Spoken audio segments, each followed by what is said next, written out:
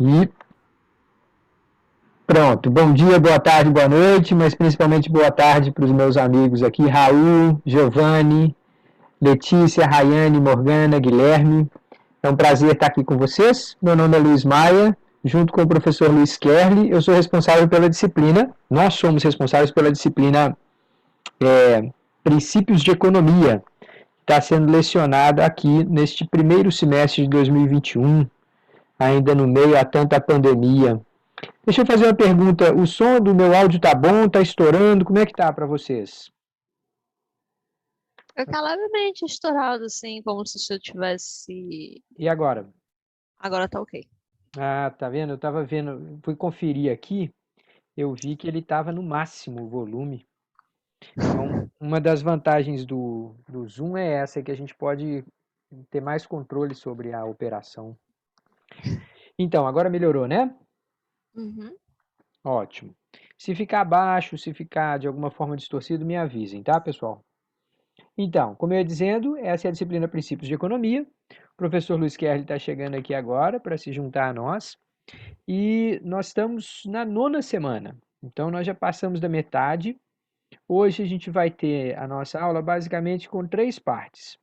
A gente vai começar falando um pouquinho sobre a ficha de exercícios que vocês submeteram agora há pouco. Logo em seguida, nós vamos passar para falar dos aspectos que foram discutidos na sessão gravada, né? Que é aquela discussão de preço máximo, preço mínimo. E, por último, nós vamos falar um pouquinho sobre como que impostos, o leão, a mordida do governo no dinheiro das pessoas e das empresas, como que os impostos impactam aquele diagrama de demanda e oferta. E aqui do meu lado, o doutor Luiz Kerli. Tudo bem, doutor? Tudo bem, Luiz? Como é que tá essa força toda? Tudo bem, tranquilo, Luiz. Então, estava comentando aqui a nossa programação de hoje. Vamos primeiro ver os exercícios, logo em seguida falar um pouquinho sobre preço máximo e preço mínimo e terminar falando dos impostos naquela nosso diagrama de demanda e oferta. Beleza. Legal, né? Então, pessoal, antes de começar, eu queria saber se alguém tem alguma pergunta, comentário, reclamação, sugestão. Um dos direitos universais do ser humano é o direito a espernear. Então, todo mundo tem direito a reclamar, tem direito a dar seu pitaco. Esse daqui é, antes de tudo, uma disciplina que a gente pretende fazer de forma muito dialogada, né? Afinal de contas, não estamos passando por tempos normais, então a gente precisa ser equilibrado. Muito bem, se ninguém tem nada a manifestar, eu vou compartilhar aqui a minha tela e vou colocar logo o exercício. Deixa eu ver aqui.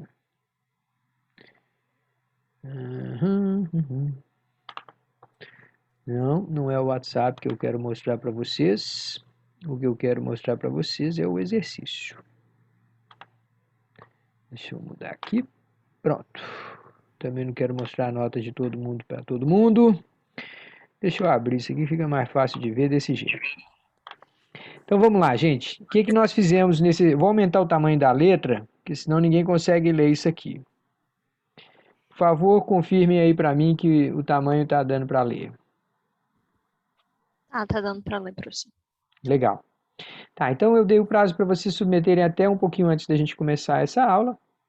E aí a gente vai olhar um por uma dessas questões. E, por favor, gente, não hesitem em interromper. Mesmo que você tenha acertado, se você tiver chutado e acertou, não se satisfaça com isso só não, tá? Me pergunte, tire dúvidas. Eu e o professor Kelly estamos aqui para nos desdobrarmos aqui, criando novos exemplos, outras formas de apresentar, se alguma coisa não estiver fazendo sentido, tá? Tá, então o que a gente resolveu fazer aqui? A gente tentou mostrar para vocês duas coisas. Primeiro, que a informação que a gente recebe muitas vezes da imprensa pode vir distorcida. Elas passam pelo olhar do jornalista e não é todo jornalista que consegue ou entender toda a informação econômica ou até encontrar um economista que converse, que explique direitinho o que está acontecendo, o que não está acontecendo. Então tem muita gente que recebe a ligação de um jornalista e fala: ah, é isso mesmo, vai subir, pode dizer aí que eu falei que vai subir. Pronto, acabou, desliga. Não é sempre que as pessoas param, explicam, para que o jornalista vá lá e faça o seu trabalho. E aqui, essa excelente jornalista, né, que é desculpa, o nome dela é Raposo, né? Patrícia Raposo, ela é uma excelente jornalista, eu acompanho inclusive a coluna dela na CBN. Mas nesse dia aqui, tadinha, ela derrapou geral. Parece que ela não estava num bom dia, né? Igual na nossa disciplina, você não pode jogar fora uma das notas, né? Você faz 4 listas de exercícios e pode jogar fora uma. Por quê? Porque pode ter um dia que você não estava bem. E esse aqui foi o caso da Patrícia Raposo. Ela não estava num dia muito inspirado quando ela fez essa descrição lá, tá? Mas então vamos lá, vamos ver parte a parte, vamos entender o que aconteceu.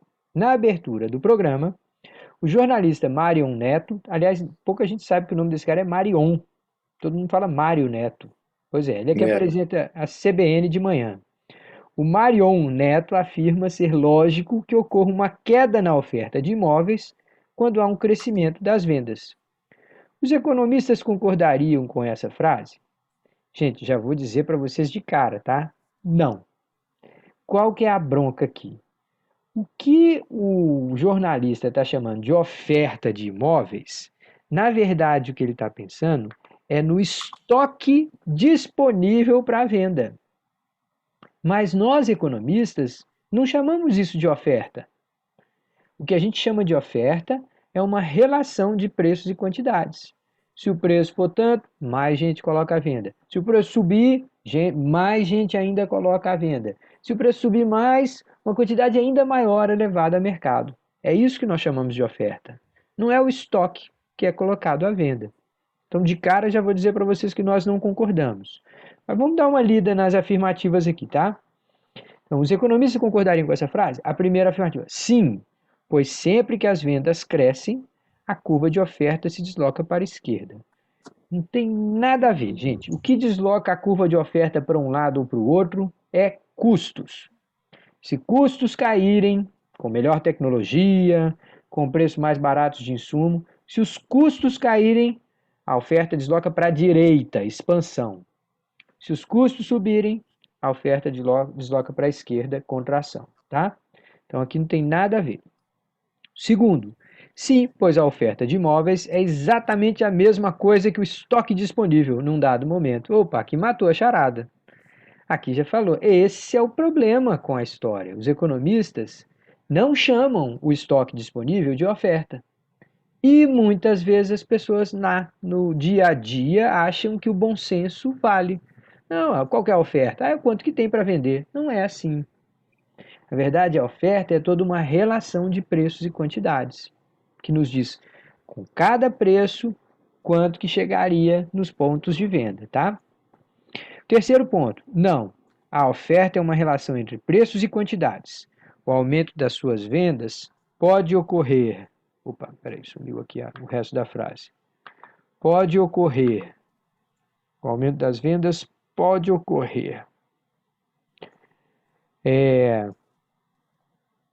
Pode ocorrer com o aumento da demanda, dado uma certa oferta, ou com o aumento da oferta, dado uma certa demanda.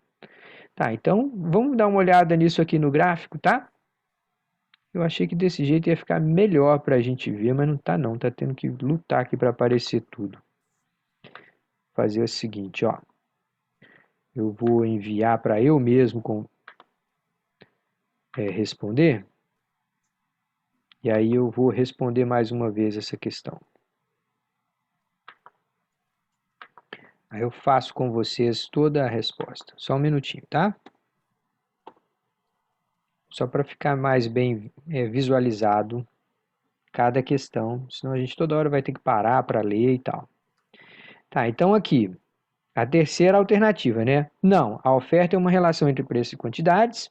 O aumento das vendas, por sua vez, pode ocorrer com o aumento da demanda, dado uma certa oferta, ou com o aumento da oferta, dado uma certa demanda. Então, vamos visualizar por que essa é a alternativa correta, tá? escolher aqui um lápis escuro, pronto. Aqui a gente tem, no eixo vertical, a gente tem preço. No eixo horizontal, como sempre, a gente tem quantidades. E aqui a gente vai fazer, ó, uma oferta e uma demanda. Pronto. Se uma dessas curvinhas estiver parada e a outra se deslocar para a direita, ou seja, dada uma oferta, se a demanda crescer igual eu estou fazendo aqui, qual que é o resultado disso? Ó, a gente vai aqui para quantidades, essas eram as quantidades iniciais, e agora essa é a quantidade final. Então houve um crescimento das vendas. Pronto, essa é uma das possibilidades de ter aumento das vendas. A outra possibilidade é se a demanda estiver paradinha e a oferta crescer. Então a gente partiria deste ponto de equilíbrio inicial e iria para este aqui mais embaixo. Nesse caso, também quantidades aumentariam, ou seja, o total de vendas aumentaria, só que nesse caso os preços cairiam, tá? Então essa aqui é a opção correta, mas só para confirmar, vamos ver a última afirmativa.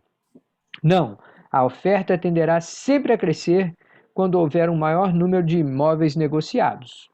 Não é verdade, né? Eu acabei de mostrar para vocês que se a demanda crescer, dada uma certa oferta, se a demanda sair dessa aqui para essa aqui, vou chamar essa aqui de D0 para D1, se houver apenas um deslocamento da demanda,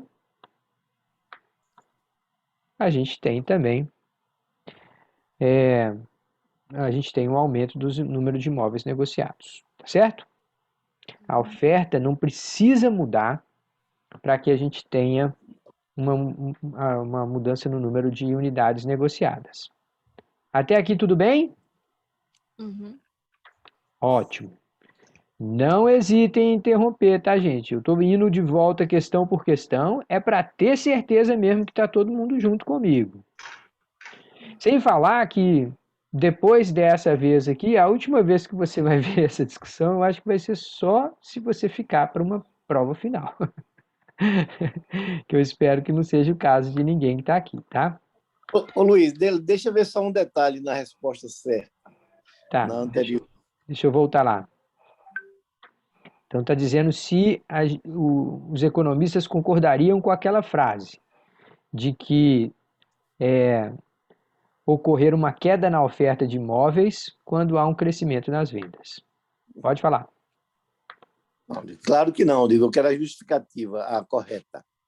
Pois é, a afirmativa correta está aqui, ó. Não, Claro. a oferta é uma relação entre preços e quantidades.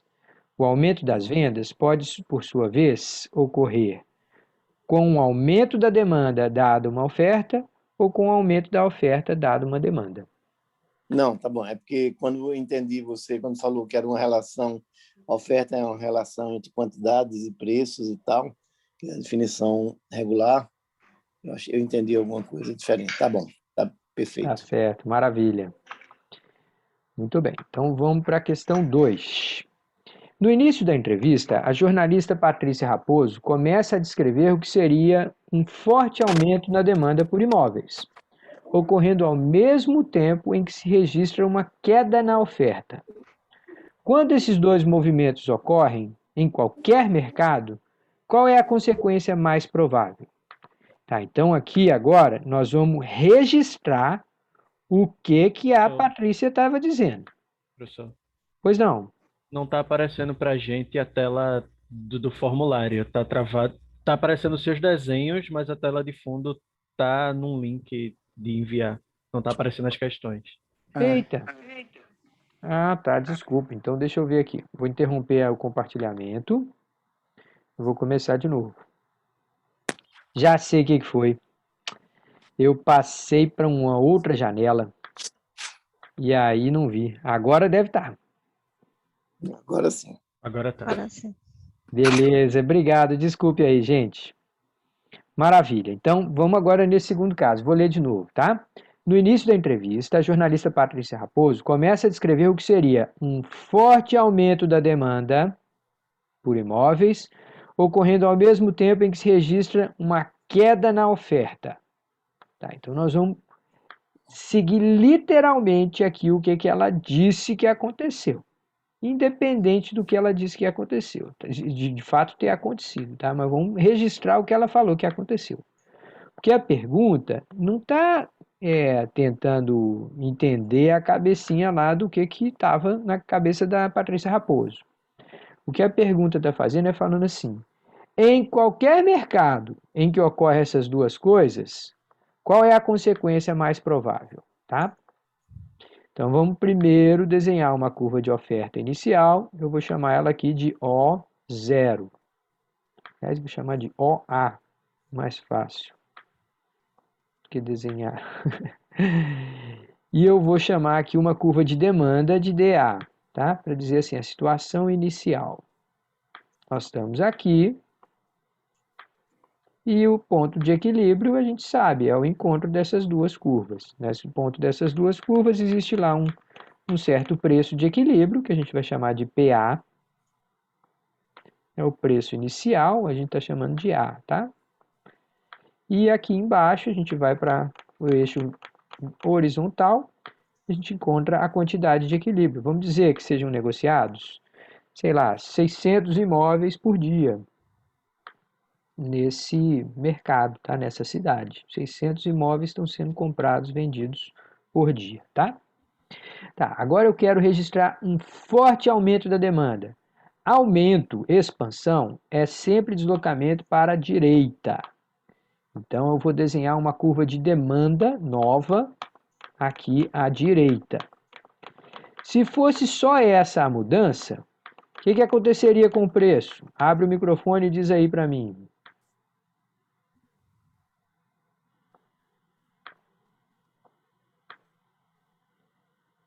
Se fosse o que, professor? Repete, por favor, a última Se parte. fosse só essa mudança, se tivesse ocorrido apenas uma expansão na curva de demanda, qual que seria o impacto sobre o preço?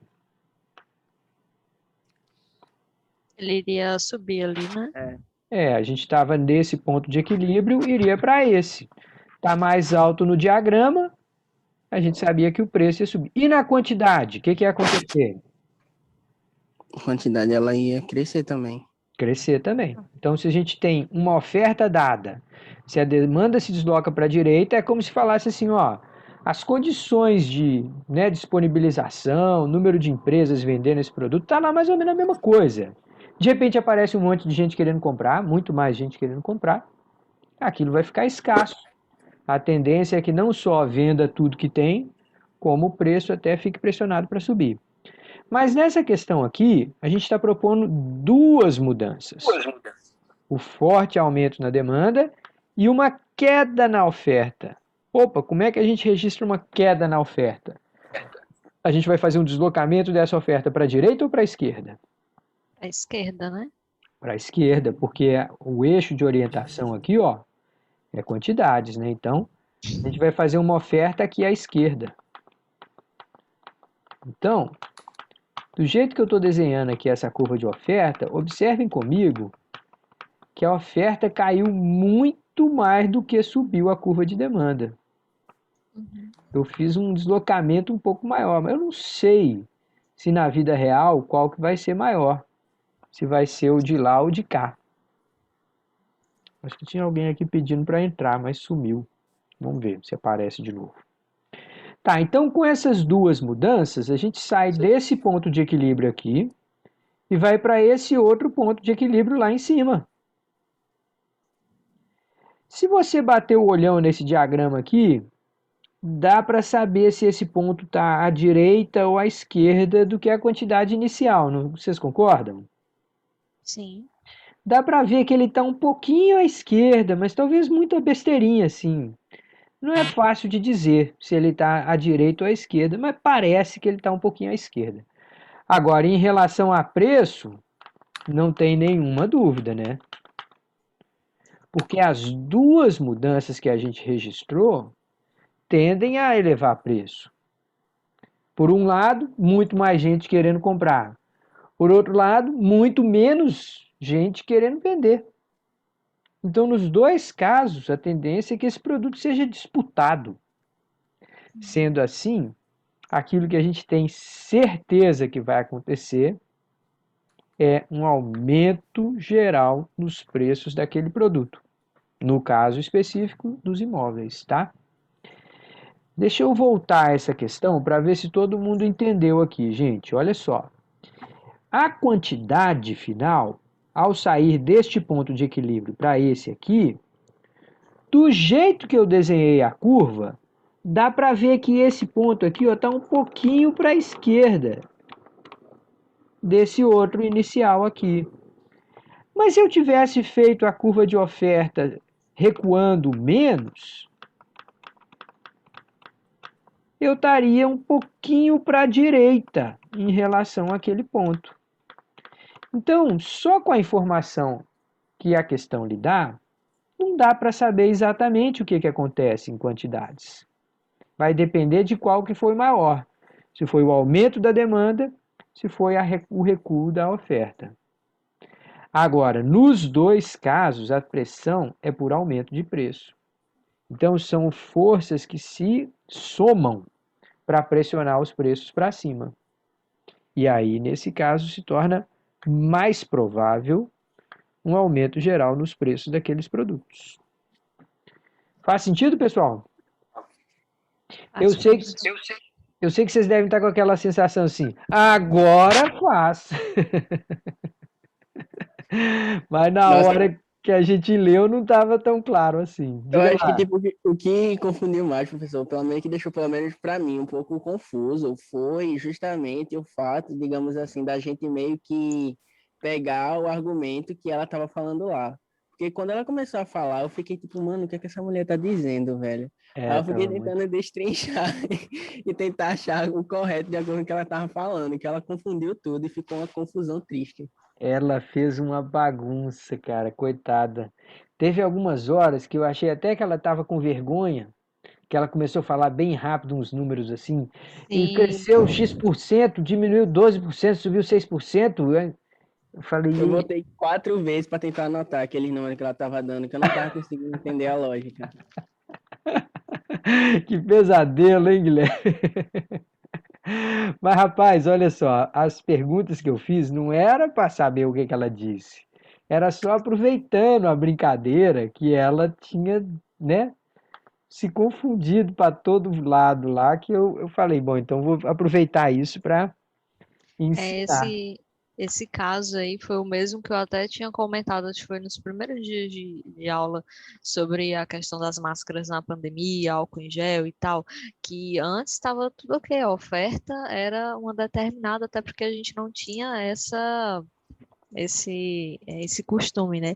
E de repente foi um boom, todo mundo foi procurando, então o álcool em gel saiu muito caro, começou a faltar nas lojas, então provavelmente eles até talvez seguraram um pouco o estoque que tinha, né? Para não sair também vendendo demais e acabaram lucrando. É o mesmo cenário aí, então aumentou muito. Então, Morgana, você fala uma coisa muito legal aí. Olha só, nos primeiros dias daquele desespero, lá em março do ano passado, é claro que de uma hora para outra teve um monte de gente que saiu comprando. Então, se a gente fizer aqui um diagrama de demanda e oferta, é bastante óbvio que nós vamos deslocar a curva de demanda bem forte para a esquerda, tá? Ou, perdão, para a direita. Vamos fazer aqui a curva de oferta, vamos fazer aqui a curva de demanda. Depois eu falo que mercado é esse, tá? Agora vamos lá, olha só. Todo mundo de uma hora para outra quer comprar esse produto, a demanda se desloca. Ela pode se deslocar até mais. E pode fazer o preço ir lá para cima. Agora, se você é vendedor desse produto e você está vendo que cada vez mais as pessoas estão entrando em pânico, uma coisa que você pode fazer é isso aqui, ó. Você pode restringir quantidade. Por quê? Porque você sabe que tem comprador. Então, se você for um especulador cruel, desalmado e tal, você pode chegar lá e falar assim: eu vou tirar da prateleira o papel higiênico. Você deve estar rindo do que eu estou falando, né? Mas um dos fatos históricos da pandemia, que esse pelo menos a gente dá para lembrar lá para trás e começar a rir, é que uma das coisas que as pessoas começaram a comprar de maneira irracional foi papel higiênico. Ninguém sabe por quê. A turma achava que ia precisar de papel higiênico para espirrar, para não, eu não sei, eu sei que todo mundo foi comprar papel higiênico. Não foi só no Brasil, em outros países também. Um monte de gente toma comprar papel higiênico. Então, assim, que a demanda desloque bem forte para a direita e provoque aumento de preço é normal. Agora, ainda tem o fato que nos momentos de pânico, ainda tem os comerciantes que se aproveitam e Sim. restringem a quantidade. Quando eles restringem a quantidade num momento de pânico, eles fazem que o preço suba não só para cá, mas eles fazem que o preço suba para cá. Aí o cara Luiz, começa a vender 1 litro de álcool por R$ 30. Você fala assim, meu amigo, eu vou comprar um uísque e vou lavar, vou tomar banho com uísque agora, lavar a mão com uísque, tá melhor. Diga lá, doutor Kelly. é uma boa análise para isso aí. Eu acho que com os elementos que já temos no curso, seria introduzir a ideia de elasticidade na análise. Quer dizer, numa hora como essa, a elasticidade da demanda por álcool ficou muito pequena, quer dizer, muito inelástica essa demanda. O cara queria comprar álcool de todo jeito. Aí, quer dizer, o cara tem consciência dessa inelasticidade da demanda e ele tem uma razão forte para conter, digamos, a oferta. Ele tem mais uma razão, um fortalecimento da razão dele de conter a oferta. Né? Então, acho que a gente pensando isso do lado da oferta, do lado da demanda, da inelasticidade da inelasticidade da demanda por algo naquele momento, você cria um incentivo forte para o cara conter a produção dele, conter a oferta dele naquele momento. Preferir ficar na forma de estoques enquanto vai realizando os lucros. Justamente, olha aí, o que o professor Kerli está falando é que na hora que dá aquela crise, olha como é que fica a curva de oferta, ó. Ela fica bem em pé. E aí, Uhum. qualquer deslocamento da curva de demanda faz explodir o preço. O impacto é quase todo sobre preço. Muito pouquinho em quantidade. Se você for pegar lá, o cara fala assim, não, eu estou vendendo mais ou menos a mesma quantidade que já vendia. Por quê? Porque ele está segurando o estoque. Ele sabe que cada vez que a curva de demanda aumentar mais, ó, bomba o preço que ele está vendendo. É por isso, gente, que em vários lugares do mundo, né, Kerly, o governo entra nessa hora e fala assim, não, ninguém vai poder cobrar mais do que, sei lá, o preço que estava sendo negociado na semana anterior.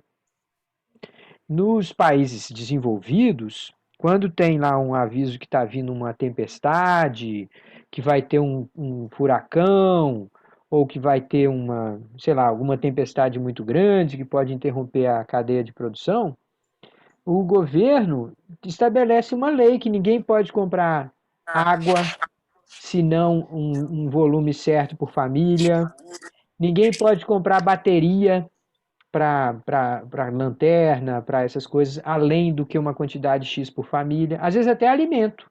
Você chega no supermercado e fala assim, não, ninguém pode levar mais que 2 quilos de arroz.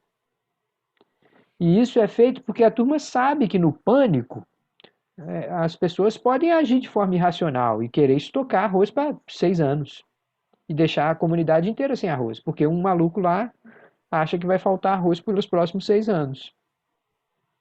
Então, nesses momentos, o mercado não funciona bem. Eu tive que discutir aí num debate na CBN uma vez com um colega que era a favor de abrir para a empresa privada comprar vacina no Brasil. Aí eu falei, não, eu sou contra. Aí todo mundo ficou naquele constrangimento, eita, vai discutir no ar, no meio de um programa de entrevista no rádio. Eu falei assim, sinto muito, mas olha, não existe nada ruim o suficiente que não possa piorar. A última coisa que você quer é uma disputa com a empresa comprando vacina e vendendo a R$ 1.000 a vacina, R$ 2.000 a vacina, e faltando vacina para posto de saúde. Aí, enfim, aí a turma finge nessa hora que tudo vai dar certo, que estava tudo explicado, que vai comprar X, mas vai doar Y para o próprio governo. É uma conversa mole até. É. Mas vamos embora. Questão E eu acho 3. também, Luiz, um comentário, uma explicação para essa inelasticidade dessa demanda é a falta de substituto. Não havia, ninguém dizia assim, passe álcool ou água sanitária, passe álcool ou não. Todo mundo dizia, bom, você só tem essa alternativa, sabão e álcool. E como o sabão não podia estar disponível em todo canto, especialmente fora de casa, então o álcool realmente virou um produto com a elasticidade muito baixa. Então não tinha como não aumentar a oferta, aumentar a demanda com aquela elasticidade de preço da demanda e não subir muito o preço. Não tinha jeito. Não tinha jeito. O que aconteceu é que você teve um aumento muito grande da oferta de álcool, né? Todo mundo viu a oportunidade de ganhar dinheiro com álcool e deslocou muito a oferta de álcool. E aí o preço do álcool, os produtores de álcool ganharam muito dinheiro, mas nunca mas não voltou ao preço anterior à pandemia, não, de forma nenhuma. Um litro de álcool, hoje, ainda hoje, um ano e caminhando para 1 ano e 4 meses, né, da pandemia, você ainda tem um litro de álcool hoje muito mais caro do que era antes da pandemia. Verdade. Então, muito bem lembrado aí, Dr. Kerley, a gente acaba tendo as curvas ficando mais em pé, tanto a demanda quanto a oferta, num momento Exatamente. agudo como esse de crise. O que a gente chama de demanda inelástica, ou oferta inelástica, nos dois casos, tá? Muito bom. Questão 3. Sobre o suposto fenômeno chamado de boca de jacaré, segundo o qual a curva de demanda aponta para cima e a curva de oferta aponta para baixo, é correto afirmar que... Gente, olha só. Boca de jacaré? Alguma vez vocês me ouviram falar de boca de jacaré? Não. Vocês olhem lá o livro do Mankio, pega qualquer livro de introdução à economia, procura lá um capítulo sobre boca de jacaré. Esse negócio não é economia não, gente. Eu não sei do que esse pessoal está falando, não. Mas, de toda forma, quando eu venho aqui e desenho uma curva de demanda assim, para mim, eu não sei se dizer se ela está apontando para cima ou se está apontando para baixo, não. Para mim, ela está apontando para os dois lados. Que conversa maluca é aquela, gente? A demanda apontando para cima, a oferta apontando para baixo. Eu estou desenhando uma linha reta. Como é que ela está apontando para cima ou para baixo? É a mesma coisa a oferta. A oferta, aqui, desenhei essa oferta aqui. Está apontando para cima ou está apontando para baixo? Uai, para os dois. Então, essa conversa de boca de jacaré, eu não sei do que ela está falando, não, tá? Honestamente. Luiz, deixa eu fazer um pouquinho de advogado do diabo de Patrícia. Veja, ela está falando, vamos supor, o ponto de equilíbrio do mercado. Não defenda essa expressão de forma nenhuma. Mas o que ela está querendo falar é o seguinte, é que você partindo do ponto de equilíbrio do mercado, a curva de oferta vai para cima. E do ponto de equilíbrio do mercado, a curva de demanda vai para baixo. E que esses dois segmentos formam uma boca de um jacaré aberta, que ela pode ficar mais aberta ou mais fechada, dependendo das elasticidades dessas curvas. É isso que ela está se referindo. Não estou defendendo, não, estou só dizendo a que ela se refere. Tá, pois é. Então, mas seja como for, ela fala lá um tal da boca de jacaré. É essa boca daí. Pois é, a boca ela tá aqui, é isso aqui, ou é Isso. essa boca aqui? Não. Essa daqui, essa é a primeira. Ou é essa boca aqui? Não, a primeira que você marcou. Tem uma boca para baixo aqui também. Não, a primeira. Professores, no caso, quando eu fui pesquisar, que eu realmente não tinha ouvido falar, né? Eu até ia marcar dizer que a demanda e a oferta apontam para esse ou aquele lado não é uma boa ideia. Seria mais preciso dizer que elas podem se deslocar para a direita ou para a esquerda, porque realmente fica confuso a gente dizer se ela está apontando para cima ou para baixo, qualquer um dos dois. A gente tende a pensar que ela está apontando para, digamos assim, para cima ou para baixo pela forma como o gráfico vai aumentando, né? Mas é uma tendência no caso nosso. E quando eu fui procurar esse negócio da boca de jacaré, tinha um artigo que pareceu um pouco mais confiável, sendo que nem talvez fosse, que era falando sobre taxa de juros e câmbio, alguma coisa, eu não lembro o que era. Aconteceu Que aí, mesmo comigo. Eu que li aí esse mesmo fala, artigo também, Morgana. isso, que fala algo sobre esse fenômeno que aí não tinha nada a ver com esse negócio de demanda e oferta. Eu fiquei, acho que essa mulher falou alguma coisa muito louca. Ou foi influenciada a falar por alguma pessoa, alguma coisa que estava errada. Mas de uma maneira geral, essa expressão boca do jacaré se refere a esse segmento aqui. Eu nunca uso a expressão, nunca uso, mas se refere a esse segmento aqui, digamos, do ponto de equilíbrio para cima da curva da oferta e do segmento para baixo. Isso aí você pode fazer em qualquer curva, em qualquer duas variáveis que você está analisando, dizendo está se abrindo, está se fechando a diferença entre as duas curvas. Quando a diferença entre as duas curvas está se fechando, aí ele diz a boca do jacaré está fechando. Quando a diferença está aumentando, a boca do jacaré está aumentando. Quer dizer, você introduz uma dubiedade a mais na análise, somente isso, não tem ganho nenhum. E eu acho que Luiz Maia tem razão como professor de estar reclamando disso. Fazer o dentinho aqui. Uhum. Ah, mas aí o boca de jacaré ela tem que estar aberta aqui, né? É aí mesmo. O jacaré abriu aqui. Uhum. É esse aqui a boca do jacaré. Ficou com cara do jacaré aqui agora? Melhorou um pouco. Então, gente, Luiz, vamos lá. quer dizer que Luiz aprendeu com você a desenhar, né? Pois é, tá vendo? Olha aí. Estou vendo. Se não Você fosse tá vendo a desenhar isso, arte. Tá vendo a arte, né? acabava a aula e não fazia esse jacaré, Luiz. Pois é. Tá, então vamos lá. O fenômeno foi descrito errado. A boca do jacaré ocorre quando a demanda aponta para baixo e a curva de oferta aponta para cima. Não, tem nada disso aqui não. Segundo, dizer que a demanda e a oferta apontam para esse ou aquele lado não é uma boa ideia. Seria mais preciso dizer que elas podem se deslocar para a direita, expansão, ou para a esquerda, contração.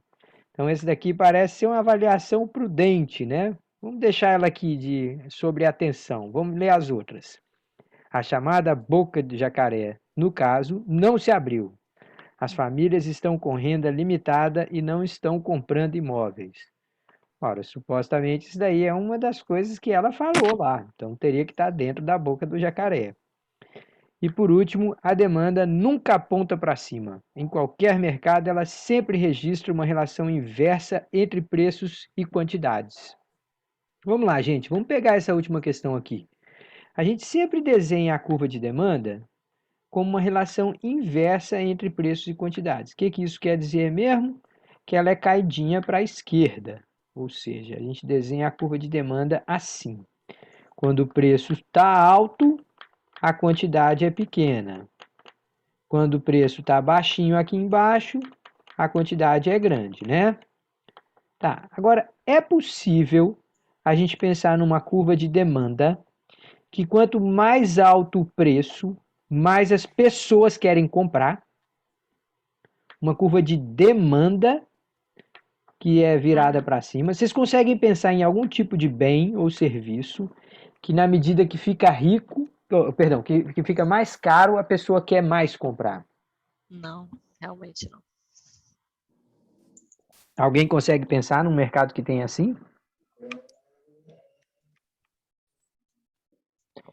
Tem um, tá? Vou dizer que tem. Tem um tipo de bem que certos consumidores querem comprar, quanto mais alto o preço. Quem é que compraria uma coisa? Carro importado. Ou coisas que Ah, mostrem status e dinheiro. status, dinheiro. O sujeito quer comprar um Rolex não porque marca a hora. O relógio Rolex, ele quer comprar não porque vai marcar melhor a hora do que qualquer Cássio da vida, ou do que qualquer Tecnos da vida. Ele quer comprar para se mostrar, para dizer assim, eu tenho um Rolex. O sujeito vai comprar lá uma Ferrari não para andar rápido. se ele quiser andar rápido, talvez até não seja uma boa ideia comprar uma Ferrari, porque é um carro tão baixinho que vai ficar no primeiro buraco que ele tentar dirigir, seja em Brasília, Recife ou em São Paulo. A Ele quer. mesma ideia do iPhone, por exemplo, também, né? O pessoal tem um negócio de quando a Apple ela lança alguma coisa, meu Deus, eu preciso comprar. Já vi gente que, tipo, tem um emprego assim com salário mínimo e dá mesmo o salário mínimo todo naquilo ali, porque é ótimo, é top, Justamente. vai te mostrar status, realmente. Luiz, Justamente. acho que podia usar o nome de consumo conspícuo, que é um nome que os alunos vão ouvir muito, o pessoal que estuda consumo deve registrar esse adjetivo aí. Consumo conspícuo é um nome que se dá muito em análise do consumidor para esse tipo de consumo ostentatório, né? Então, eu acho que valeria a pena registrar isso aí também, né? É. Existe esse tipo de consumo, sim. Será que eles já E, estudaram isso lá aliás, na história do pensamento, no Veblen? Não era Veblen que tinha essa história? Veblen, que foi quem escreveu esse livro de Consumo Conspícuo, um livro importante, né, de história de consumo. Acho que os alunos valeria a pena, um aluno que está fazendo curso em consumo, guardar esse nome, Consumo Conspícuo, e depois ir na internet e dar uma olhada nas ideias de Veblen sobre consumo conspícuo. Isso foi uma ideia muito importante, né, em consumo. Eu me lembro de quando eu li sobre a teoria dele, eu tinha ficado muito impactado. Eu achava que era realmente um cara muito criativo, E foi um cara muito, muito importante.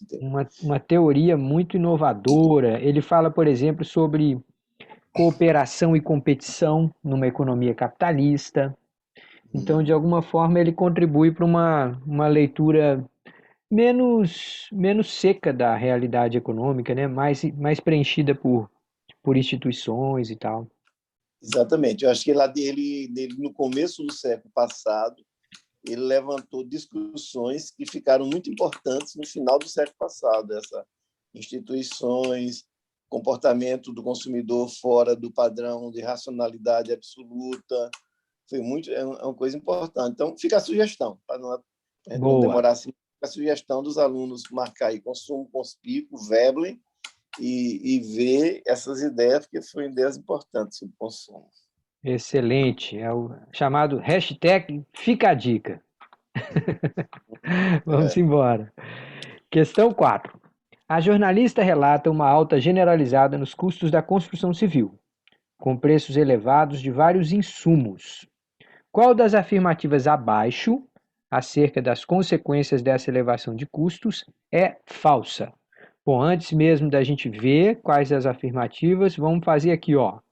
Do que a gente está falando? A gente está falando lá de preço e quantidade, como sempre, uma curva de oferta, uma curva de demanda.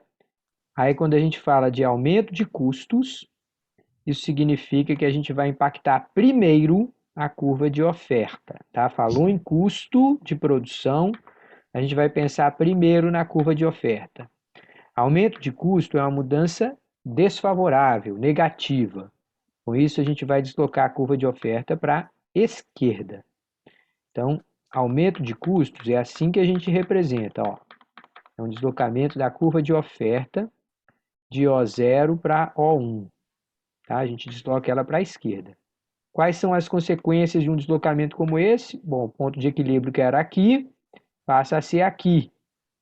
Em outras palavras, os preços ficam mais altos, apesar da quantidade que está sendo negociada ser menor. Tá? Então, isso daqui é o que a gente não gosta e que acontece toda hora no Brasil. Custos mais elevados. Com isso, a gente paga caro para comprar pouco. Essa é a realidade do Brasil nos últimos 60 anos. É a oferta toda hora deslocando para a esquerda, custos mais elevados, preço alto e a gente comprando pouco, tá? Tá, mas vamos ver qual que é a afirmativa falsa. A primeira, a alta acelerada de custos e escassez de insumos tende a aumentar a insegurança de investidores e, com o passar do tempo, a reduzir fortemente a oferta. Isso é verdade. Uma das preocupações que qualquer pessoa que tem de trabalhar como empresário num setor é se toda hora ou de uma maneira imprevista ele tem mudança de custos. Ele fala assim: como é que eu vou prever quanto de dinheiro que eu vou ganhar nesse setor? Então, é melhor eu sair daqui. Então, isso é verdadeiro, não é a que nós estamos procurando. Nós estamos procurando a afirmativa falsa. A segunda diz assim: custos elevados fazem a curva de oferta se deslocar para a esquerda, ou seja, uma contração. Opa, essa também é verdadeira. Eu acabei de mostrar aqui, tá? Vamos à terceira. Se os custos estão subindo, só pode ser porque a demanda está em queda. Opa, peraí. O que custo tem a ver com demanda? Não tem nada. Aqui, ó. Nessa mudança aqui, por acaso houve queda na demanda? Não, olha ela paradinha aqui, ó. A demanda não mudou. Se os custos estão subindo, quem se desloca é a curva de oferta. A demanda não mudou nadinha. O que afeta a curva de demanda? A renda das famílias, a preferência do consumidor, o número de pessoas na população, outras coisas que vão afetar a curva de demanda. Custo afeta a produção, condição de oferta, portanto, desloca a curva de demanda, tá? Então, essa aqui é a afirmativa falsa. Só para completar, vamos ler a última. Insumos para a produção nacional podem ficar mais caros, aqui mesmo no Brasil, se a economia mundial recuperar-se rapidamente da pandemia. Pessoal, olha se isso aqui não é exatamente o que está acontecendo hoje no nosso Brasilzão velho de guerra. A gente está numa baita recessão. Um monte de gente desempregada, um monte de empresa trabalhando meia boca e mesmo assim os preços subindo. No entanto, quando a gente vai olhar lá nos Estados Unidos, o desemprego já despencou, eles já tendo dificuldade para contratar gente. Não consegue achar gente para trabalhar. Lá na China, já está crescendo a 6, 7%. Até na Europa, em alguns cantos, a economia já está se recuperando. Então, quer dizer, se todo mundo começa a comprar, inclusive as coisas que o Brasil vende, fica caro aqui também. Essa questão aqui, gente, ela é verdadeira, essa afirmativa, portanto não era a que a gente estava procurando. Mas eu botei ela aqui justamente para a gente pensar no que está acontecendo no Brasil hoje. O Brasil hoje, a gente está tendo um choque de inflação que tem muito a ver com a recuperação da economia lá fora. A economia lá fora se recuperando, a turma tome a comprar milho, comprar soja, comprar carne vinda do Brasil. Ora, se a gente está mandando essas toneladas todas de alimento e de insumos para lá, eles acabam ficando escassos aqui dentro também. Então, isso reforça uma mensagem que a gente tem nessa disciplina, né, Kelly? De tentar explicar que na economia não existe bandido e mocinho. Uma coisa não é boa ou ruim. Muitas vezes ela é boa e ruim. Você tem exportar, vender para a China, vender para os Estados Unidos, vender para a Europa. É bom porque, por um lado, as nossas empresas estão tendo faturamento, estão tendo mais renda, está tendo lucro, está tendo emprego. Por outro lado, o preço das coisas aqui no Brasil tende a ficar mais caro. As coisas vão ficando mais caras porque a gente está vendendo muito para o exterior.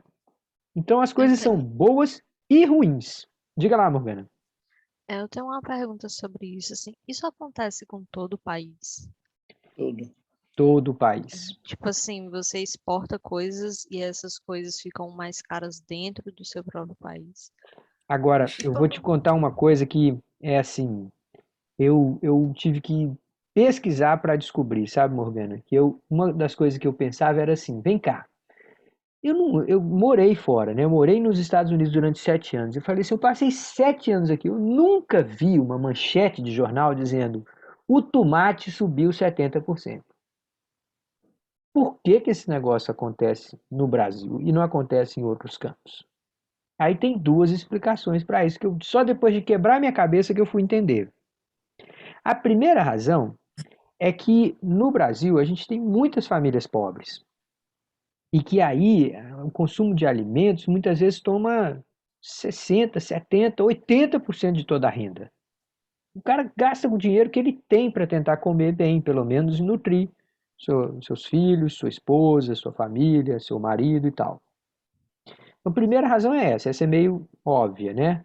Mas a outra razão é que em outros lugares do mundo é muito comum uma empresa comprar alimento e congelar para vender na entre safra.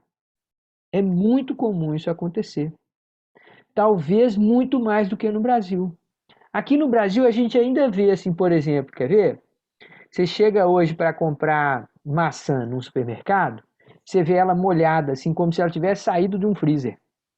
Ela ficou guardada lá dentro num freezer e só coloca na estante mesmo, lá na prateleira para venda, quando vai sair, porque o produto é perecível, perde muito rápido. Com esse calor de Recife, às vezes tem isso. Mas não é disso que eu estou falando. Lá no resto do mundo, as pessoas vão lá, pegam lá quilos, dezenas, centenas de quilos de maçã e congelam para vender daí a 6 meses. Por quê? Porque com isso eles conseguem ter um lucro, paga o custo do congelamento, da energia elétrica lá no freezer e tudo, e ainda assim dá um lucro. Aqui a gente não tem esse tipo de organização, de estoques geridos pelo próprio mercado, pelo próprio Luiz, empresário. posso dar dois toques para a sua pesquisa, para as suas ideias, dois pontos para você pensar também. Claro. Pode ter duas contribuições, Luiz, uma na minha avaliação. Uma decorre da cultura de clima bem marcado. Quer dizer, você tem aquelas estações do ano bem marcadas, então as pessoas aprendem desde cedo que, desde o começo mesmo, que a sobrevivência delas estava absolutamente ligada à compreensão disso. Quer dizer, se ela não estocasse aqui durante esse período, ela não poderia dispor lá na frente tal. Como você tem aqui um clima muito igual durante todo o ano. Inclusive, uma coisa que os estrangeiros reclamam muito é isso. Pô, no primeiro ano, acho uma maravilha. Eu já vi muito isso, mais de uma vez. Primeiro ano, o cara, pô, que maravilha, verão o ano todo tal. Depois de 2 anos, 3 anos, o cara começa a ficar com nostalgia da variação de clima. E é a mesma roupa, ninguém é tudo sempre do mesmo jeito, é do mesmo jeito e tal. Então, acho que quando você tem uma cultura dessa, você é obrigado, para a sobrevivência, de fazer esses grandes estoques, porque senão o que você vai fazer durante aqueles períodos frios e de outono que não tem produção? Ou você estocava ou você estava morto. Esse é um ponto. O outro ponto que eu acho que é muito relevante também é o grau de industrialização dos alimentos. Então, vamos pensar no caso do tomate. Se você olhar nos Estados Unidos, na Itália, por exemplo, que é um grande consumidor de tomate, então o consumo de tomate em vidro, principalmente, ou em caixa, em vidro, principalmente, é uma coisa absurda. Você, mesmo aqui no Brasil, se você for no supermercado aqui no Brasil, você vai ver a quantidade enorme de molho de tomate italiano em vidros, em caixa, em latas, em coisa e tal. Então, acho que esses dois fatores influenciam muito essa, digamos assim, maior variância nos preços, né?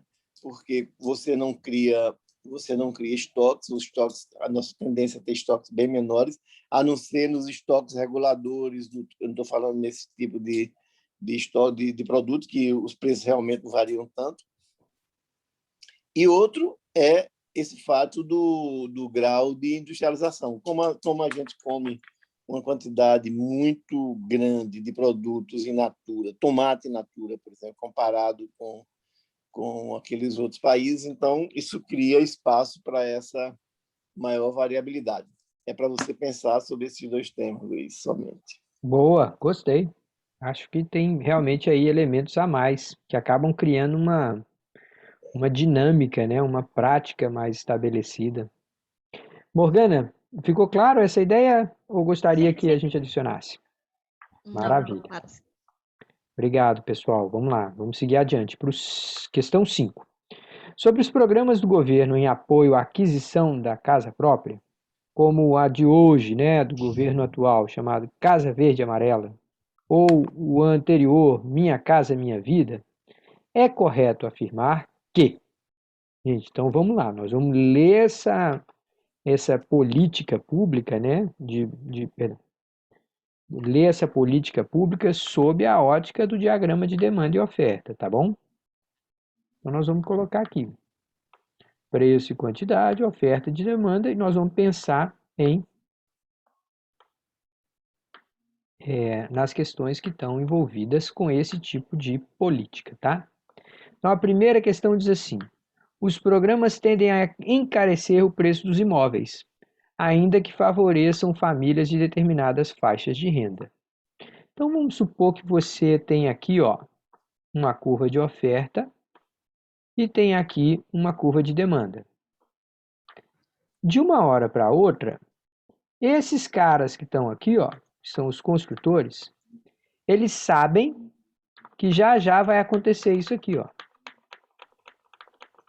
Seja porque vão ganhar um voucher, seja porque vão ter acesso a um crédito mais barato, seja o que for, eles sabem que a demanda por aqueles imóveis vão crescer.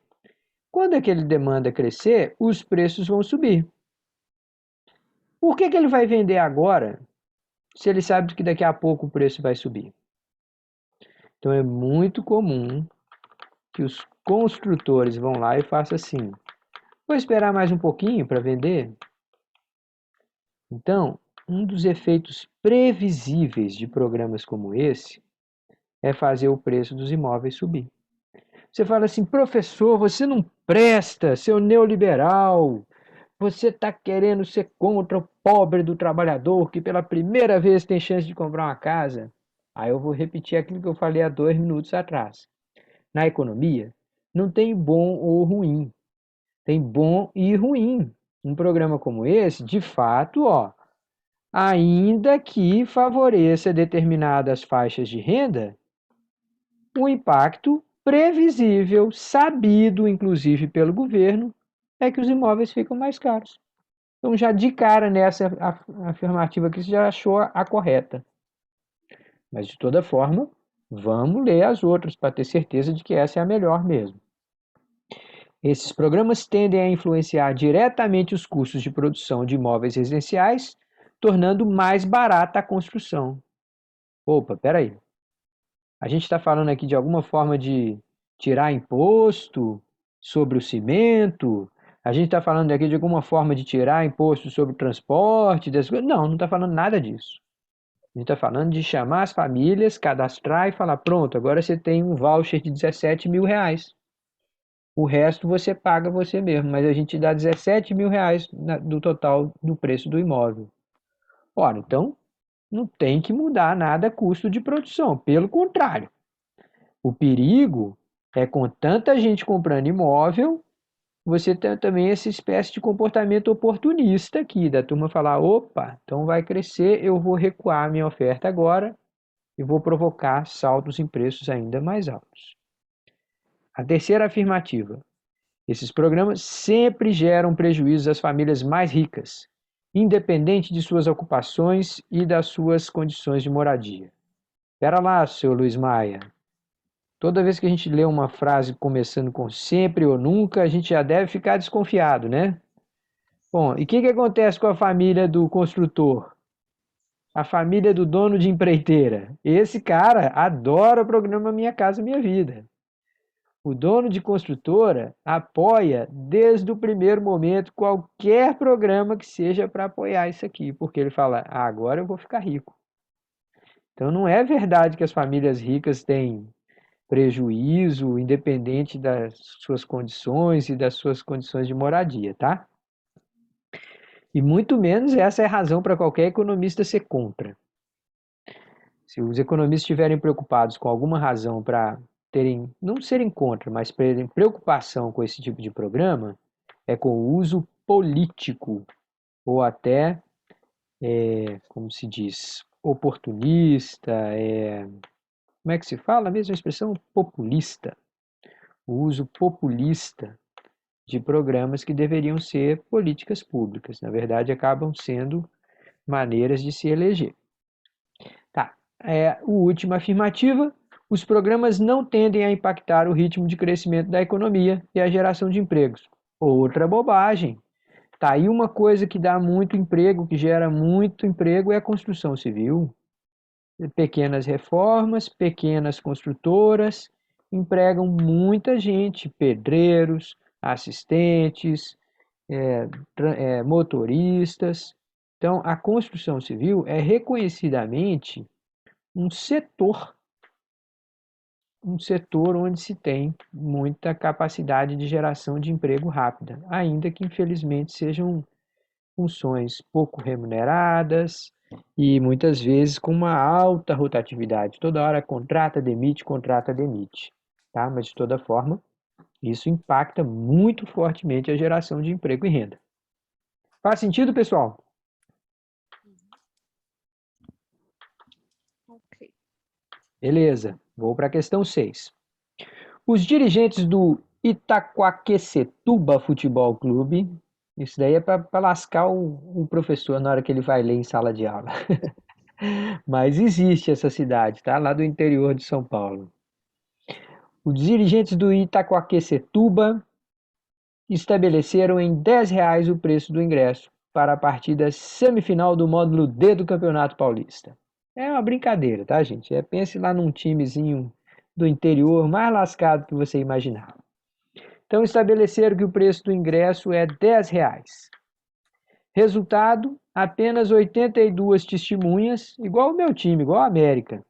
82 pessoas compareceram, apesar de terem lá 5.000 ingressos colocados à venda. Tá, o que a gente pode concluir disso? Antes mesmo de ler essa historinha aqui, vamos tentar ver, gente, olha só.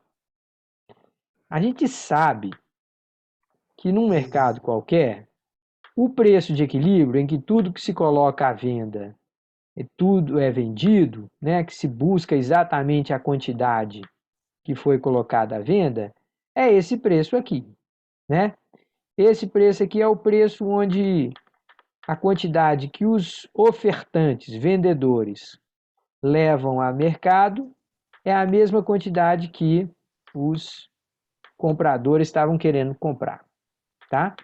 Esse é o preço de equilíbrio. Nessa historinha aqui, o time vendeu 82 ingressos quando tinha colocado à venda 5.000. Então vocês acham que esse preço está mais alto que deveria ser ou mais baixo do que deveria ser? Bom, vamos dar uma olhada. Se ele tiver mais alto, a gente vai com ele aqui, vai até a curva de oferta. Ó, a quantidade ofertada está aqui, grandona. A gente vai até a curva de demanda e fala, ó, a quantidade buscada pelo consumidor é muito menor. Então essa diferença aqui acaba sendo produto que foi ofertado, mas não foi comprado. Então encalhou. Esse é o exemplo do que a gente está falando, tá? 5.000 ingressos colocados à venda, apenas 82 foram comprados. Só para entender bem isso aqui, vamos ver se o preço estivesse abaixo do equilíbrio. Um preço abaixo do equilíbrio, um monte de gente está querendo comprar. Ó. A demanda está grande. A quantidade demandada, perdão, está enorme. Mas com esse preço, quase ninguém está querendo vender. Então, aí, nesse caso, o que a gente teria era uma falta, uma escassez. Tá? Teria falta do ingresso, muito mais gente querendo assistir, cambista lá na porta do estádio, vendendo na última hora, tá? Uma escassez. Então tá. O preço de equilíbrio para aquele espetáculo é superior a R$ 10. Falso. A quantidade demandada excede a quantidade ofertada. Não, é o contrário. Falso. O preço de equilíbrio para aquele espetáculo é provavelmente bem inferior a R$ 10. Poxa, se você colocou 5.000 ingressos à venda e só vendeu 82, é bem provável que o preço de equilíbrio seja muito menor, tá? Então essa aqui é a opção. Só para concluir, a escassez de ingressos, na verdade, os cambistas deverão faturar alto. Rapaz, se o cara comprou ingresso para tentar revender, ele tá lascado. Ele tá lascado nesse caso, hein? Porque olha lá, tinha 5.000, eu acho que tinha mais cambista do que torcedor nesse estádio. Então, Se o cara comprou o ingresso achando que ia se dar bem, nesse caso ele se lascou. Tá certo? Aí, só para completar essa questão aqui, não sei se vocês já viram a indignação que a turma fica quando coloca preço de ingresso para um show, aí fala assim, o ingresso do show do Caetano. Quanto que tá o ingresso? Tá R$ 800. Aí tem gente que fica indignado, fala assim, isso é um absurdo. Não pode cobrar R$ 800 para o ingresso de um show, nem que fosse Deus descendo para tocar violão na terra. Mas, meu amigo, mas espera aí. Você acha que eles colocaram o preço a R$ 800 por quê? É porque tem gente querendo pagar R$ 800. Então, tem muitas vezes que o diagrama de demanda e oferta nos permite cortar o papo furado. Dizer para as pessoas assim, olha, sinto muito, se você gosta de Caetano Veloso, vai assistir ele no YouTube, porque se você quiser ir para um Chevrolet Hall da vida, vão lhe cobrar R$ 1.000. Não tem como escapar. Não é, porque ele merece, que ele não merece. Não tem essa discussão na economia. Tem dizendo assim, tem gente disposta a dar R$ 1.000 no ingresso? Tem, e tá assim. Então vai fazer o quê? Não tem muito como escapar, né? Afinal de contas, o Brasil ainda é o país do meia entrada. Todo mundo paga metade do dobro, né? Todo mundo sabe disso, né? Opa, sem querer interromper aqui a compartilhamento. Todo mundo no Brasil paga metade do dobro das coisas. Não, mas eu tenho direito à meia entrada. Sim, bobo, você não sabe que a turma vai lá e dobra o valor para depois te vender por meio? Não. Então essa é a prática comum. As pessoas gostam de se iludir. O diagrama de demanda e oferta é bom por causa disso. Que ele corta o papo furado. Cut the crap, cut the bullshit. Vamos lá. Verdadeiro ou falso? Pode-se esperar uma expansão na demanda por carros usados quando o governo decide cobrar impostos mais pesados sobre automóveis 0 km. O que vocês acham? Isso é verdadeiro ou é falso? Verdadeiro. Verdadeiro. Verdadeiro, né, gente? Esses dois não são substitutos? Se eu vou lá, coloco lá, não, para ajudar aqui a pandemia, a partir de agora, quem comprar carro zero vai ter que pagar um imposto de R$ 1.000 aqui para ajudar nos novos leitos de UTI. Opa, então já que é assim, a turma vai começar a comprar carro seminovos, né? Não é nem usado, vai chamar os seminovos. Tá, então esse está fácil. Vamos para a questão 8. Um desafio dos gestores da política econômica de um país é estimular expansões da demanda por bens e serviços que sejam compatíveis, ou, entre parênteses, proporcionais, com os deslocamentos da oferta, para que não haja inflação. Vocês acham que isso é verdadeiro ou falso? Eu achei que era verdadeiro. Beleza, então vamos tentar. Vamos ver se faz sentido. Eu vou colocar aqui preço e quantidade. Vou colocar a oferta e a demanda. E agora, vou dar um sacode, tá? Vou fazer um enorme aumento na oferta. Pumba! E um enorme aumento da demanda. Pumba! Será que o mundo vai se acabar nesse caso? Você saltou de D0 para D1, deu um enorme salto na demanda e se deu um enorme salto na oferta. O que vai acontecer nesse caso? Gente, o preço de equilíbrio era aqui, ele agora está aqui. Opa, mas peraí, está mais ou menos a mesma coisa. Está aqui na mesma faixa de preço. E o que aconteceu com quantidades? Bom, quantidades antes era aqui, e agora a quantidade é aqui. Peraí, então se essas duas coisas crescerem juntas, eu tenho crescimento econômico sem mudar preço. É isso mesmo que a gente quer. É isso o desafio de um país igual ao Brasil. Porque fazer uma dessas curvas crescer, fazer só a demanda crescer, felizmente a gente já sabe fazer. A gente cria Minha Casa Minha Vida, a gente cria Bolsa Família, o governo gasta muito mais do que arrecada, contrata gente para fazer um monte de serviços, começa a obra. O diabo que a gente não sabe fazer direito nesse nosso país É essa parte aqui, ó, é fazer a oferta se deslocar para a direita. Mas fazer só a demanda deslocar para a direita, a gente sabe. Sabe por que que eu digo que a gente sabe? Porque toda hora na história dos últimos 30 anos do Brasil, a gente teve crescimento da demanda e depois inflação.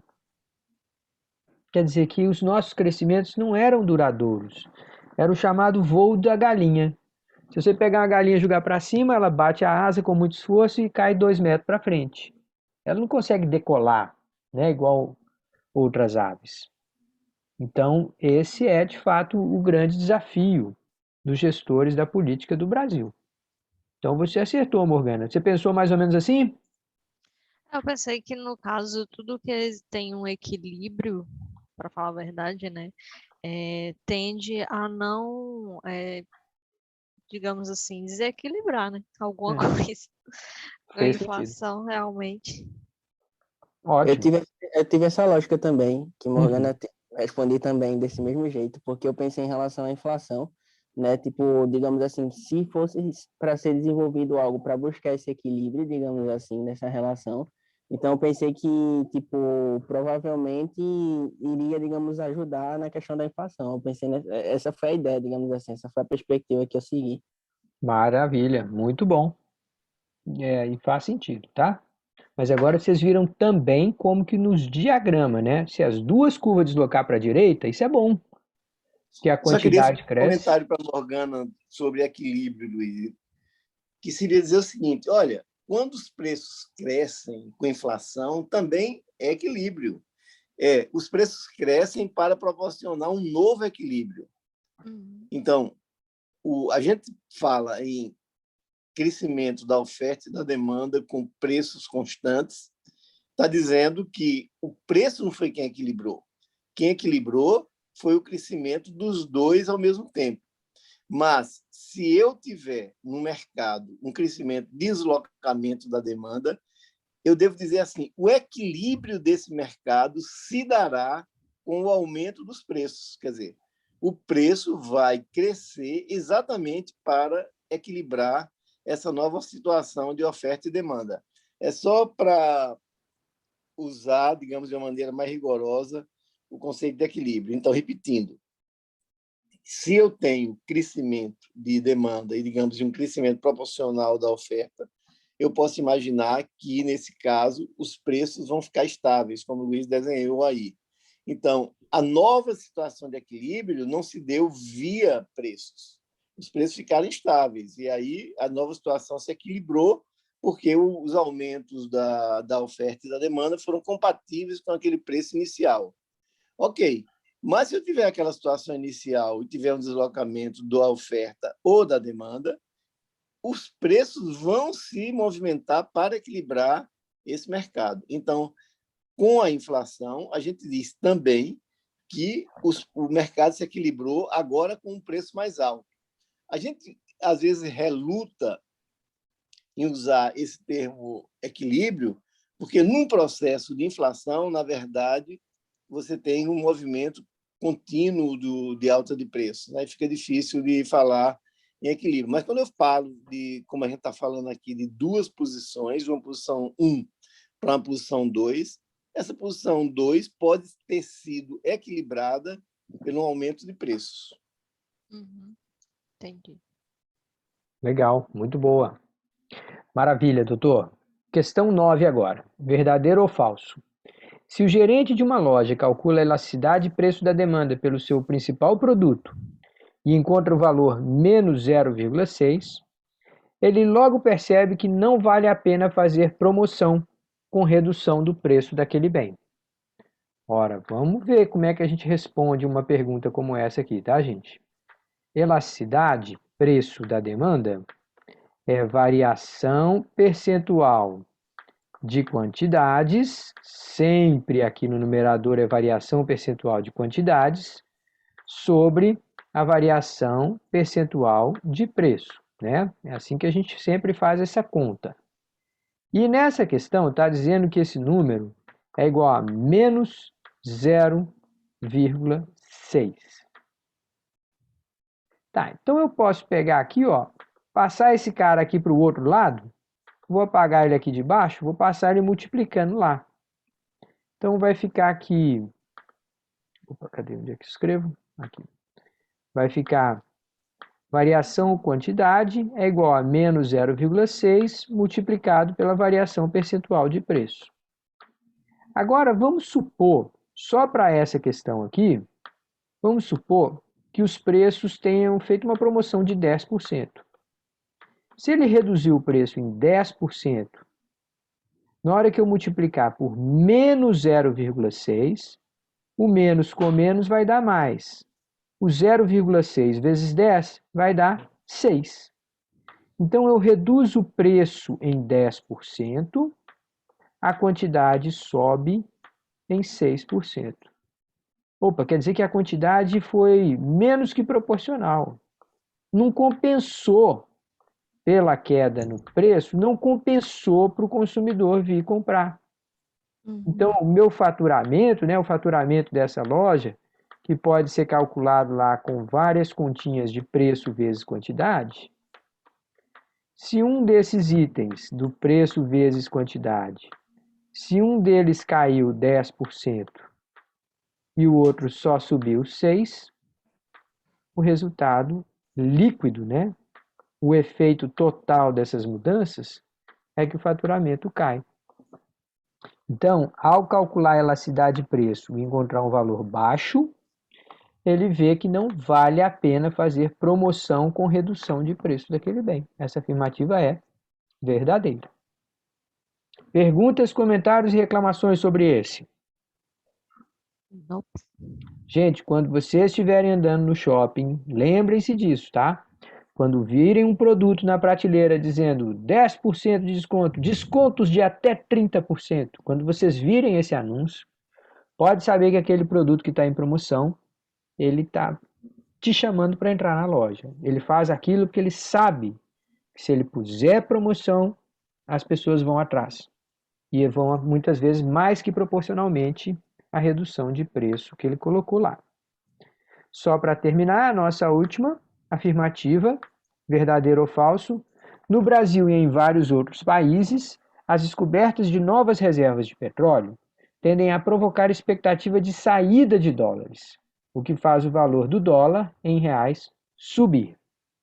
Então vamos interpretar essa história aqui, gente. Se você descobre novas reservas de petróleo num país, das duas, uma. Se esse país não produz suficiente, tem que comprar lá de fora, ele agora não vai precisar comprar tanto. Agora, se esse país já produz bastante e acaba sobrando, que ele até manda uma parte para fora, ao descobrir novas reservas, quer dizer que a gente tem a expectativa que ele vai vender mais ainda para fora. No primeiro caso, esse país precisa comprar menos dólar para pagar pelo petróleo importado, porque agora tem muito petróleo aqui dentro. No segundo caso, esse país vai receber muito mais dólar lá na frente, na hora que começar a vender esse óleo todo para o exterior. Nos dois casos, seja porque você precisa comprar menos dólar para comprar petróleo, seja porque você agora vai vender um monte de óleo e aí vai receber dólar por ele, nos dois sentidos, a ideia é que você tenha entrada de dólares, ou menor saída de dólares. Então, a tendência é que você vai ter um aumento na quantidade de dólar em circulação, né? Você vai ter mais US, né, United States Dollars. Você vai ter mais dessa moeda aqui disponível.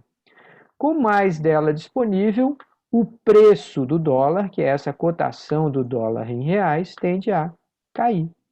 Mais uma vez, vamos olhar o que está acontecendo hoje no Brasil. Passada essa bagunça toda aí de pandemia, de discussão de impeachment, CPI e tal, na hora que a coisa começa a se acalmar um pouquinho, vai lá ver o que está acontecendo com o dólar. Já começou a cair. A gente está batendo recorde de exportação, a gente está vendendo cada vez mais soja, cada vez mais milho, cada vez mais minério, e as pessoas que estão pagando por esses produtos brasileiros estão pagando em dólar. Mais e mais dólar aqui disponível, a cotação do dólar está caindo, tá? Então, essa afirmativa aqui sobre saída de dólares, que fazia o preço do dólar subir, é o contrário. Um país que descobre novas reservas de petróleo, a tendência é que ele tenha muito mais dólar no futuro. E aí as pessoas falam assim: eita, vai entrar tanto dólar aqui que o preço dele vai ficar uma mixaria. É melhor eu vender logo. E todo mundo querendo vender de uma hora para outra faz o preço despencar, tá? Então essa afirmativa é falsa. Faz sentido, Morgana? Ou errou essa? Não, acertei ela. Ela foi esse o Ah, pensamento que eu tive, mas é uhum. porque nas pesquisas, como eu não entendia direito essa questão de dólar e real, o que é que valoriza ou não dentro, no caso, a nossa moeda, né? Com a entrada ou saída de dólar, eu fiquei um pouco confusa, porque, como eu havia perguntado para o senhor, não seria mais fácil falar sobre entrada de dólar? Porque. É, exatamente. E é como corrigir essa questão, né? Então, se você quisesse corrigir esse enunciado, falando assim: a descoberta de novas reservas de petróleo tende a provocar a expectativa de entrada de dólares, o que faria o valor do dólares em reais cair. É exatamente isso. Seria a maneira de consertar essa frase.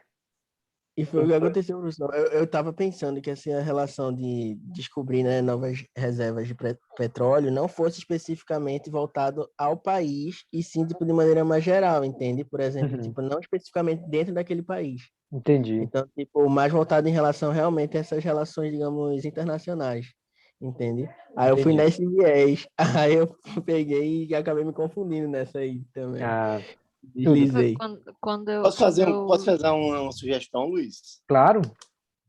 Bom, eu sugeriria que os alunos pensassem numa moeda como um bem qualquer, como imóvel, como casa, qualquer coisa. Então, pensa no real como um bem que vai ser comprado ou vai ser vendido. Ou pensa no dólar, uma coisa que vai ser comprada ou vai ser vendida. Vamos pensar em dólar, que é mais fácil pensar em dólar. Então, quando você aumenta, isso a gente já sabe, é só você fazer agora a conversão para o mercado de moeda. Quando você aumenta a oferta, desloca a oferta, dado que a demanda está fixa, você espera que os preços caiam, não é isso? Não tem para onde cair, não tem como ser diferente.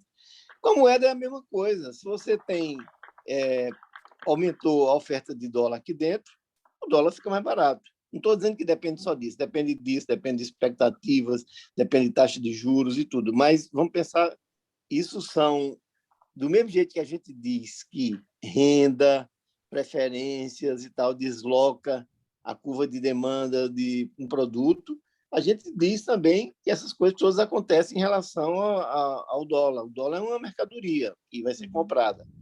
Então, se você aumenta a produção de petróleo, a gente significa, pensa logo em pensar o seguinte: bom, aumentou a produção de petróleo, esse país vai vender petróleo e vai botar mais dólar dentro da casa. Quando ele bota mais dólar dentro de casa, tudo mais constante, o preço do dólar vai cair. Então, acho que era bom vocês expandirem essa ideia de conceito de oferta e demanda que eu estou vendo que ficou muito bem aprendido, inclusive automatizado. Estou vendo que as respostas são instantâneas, então significa que estão automatizadas, já maturou a ideia. Bota isso também para o mercado de dólar. Quer dizer, o que é que aconteceu com o mercado de dólar? Oxente, claro, o dólar vai ficar mais barato, porque aumentou a produção de petróleo, vai entrar mais dólar no país, o dólar vai ficar mais barato. Então, acho que ajuda a você raciocinar mais simplesmente usando o seu aparato que você já tem. Eu estou achando que você está indo buscar a resposta mais longe do que deveria. O que é que você acha?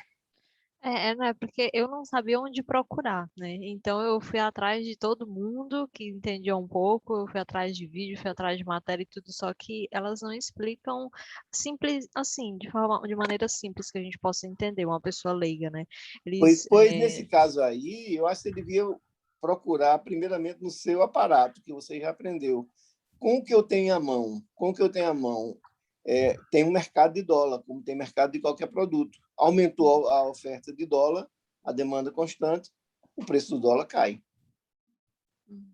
Da mesma forma, Da mesma forma, aumentou o preço das commodities agrícolas, soja, tal, milho aumentou, carne aumentou no mercado internacional, a China está puxando o preço. Você pensa logo, poxa, a China está puxando o preço, vai entrar mais dólar no Brasil. O Brasil vai vender os produtos milho, soja, carne mais caro, vai entrar mais dólar. Então, se tudo mais estiver constante, pode ficar tranquilo que o preço do dólar cai. Entendi. Tem mais dólar no mercado. Da mesma forma que se por qualquer razão, por exemplo, é muito comum que você vê assim, investidores estrangeiros saem da bolsa.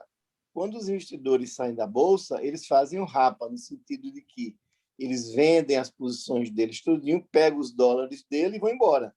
Então, quando os investidores estrangeiros fazem o rapa e vão embora, por qualquer razão, por aumento de risco, ou porque apareceu uma outra oportunidade, ou por qualquer razão, que as razões aí são mais difíceis de saber exatamente quais, ou às vezes não está muito claro, mas na maioria das vezes a gente sabe a razão. Então, quando os investidores vão embora, significa dizer, diminuiu a oferta de dólar aqui dentro. Quando diminuiu a oferta de dólar, o preço do dólar sobe. O movimento inverso é verdade. O aumento do investimento estrangeiro na Bolsa de Valores, os estrangeiros aumentaram suas compras na Bolsa esse ano de 30%. Beleza, significa dizer que isso influencia o dólar a cair, porque para os investidores estrangeiros entrarem na Bolsa, eles vão entrar com dólar, vão vender esses dólares para poder comprar os papéis na Bolsa, que são negociados em reais. Então, quando eles entram comprando, aumenta a oferta de dólar. Quando eles vão embora e vendem as posições, diminui a oferta de dólar. Então, nesse caso, quando eles vão embora, o preço sobe, e quando eles aumentam o investimento, o preço do dólar cai. Então, pode-se pensar nisso só simplesmente assim, olhando para o que você já tem na sua mão, que é esse belíssimo instrumental que Luiz construiu passo a passo de oferta e demanda, e que, quando é subsidiado pelos argumentos, pelo conhecimento das ideias de elasticidade, aí você está com um instrumento poderoso que você dificilmente vai cometer uma gafe muito grande na economia, na minha opinião. Exatamente.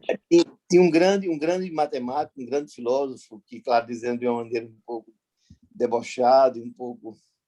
dizia o seguinte: ensina um papagaio as palavras oferta e demanda, que você terá criado mais um economista no mundo. Bertrand Russell. Então, é isso mesmo. Ele tem razão nesse sentido. Quem sabe... Não. Não, mas ele tem razão no sentido, quem sabe oferta e demanda jamais vai cometer o tipo de erro que a gente analisou no início da aula, da jornalística, né? A gente analisou. Então, você tem um belo instrumento para analisar também mercado de câmbio. Claro que não é só isso o mercado de câmbio, tem muitas outras variáveis, mas isso aí é a variável fundamental. Mas o Bertrand Russell foi infeliz na piada, ao meu ver. Por quê? Porque o que a gente mostrou nessa aula foi exatamente o contrário. É que saber falar as palavrinhas oferta e demanda, ou até boca de jacaré, não ajuda em nada. E desinforma. Então, um papagaio que saiba falar demanda, oferta repetidas vezes, faria exatamente a mesma coisa que, infelizmente, a Patrícia Raposo fez nessa reportagem. Talvez você tenha razão, mas eu digo que ele tem razão, está errado, no sentido que saber oferta e demanda realmente é muito. Você já lhe dá elementos para você clarear e desconfundir, limpar a área. Justo. O diagrama de demanda e oferta ele é tão bom que ele é capaz de negar as bobagens que fala um dos maiores gênios da história da civilização, como foi o Bertrand Russell. Que tal essa? Vamos fazer uma frase melhor. Ensine a um estudante em começo de curso o diagrama de oferta e procura, que você terá já alguém que não cometerá mais erro crasso em análise econômica. Pronto.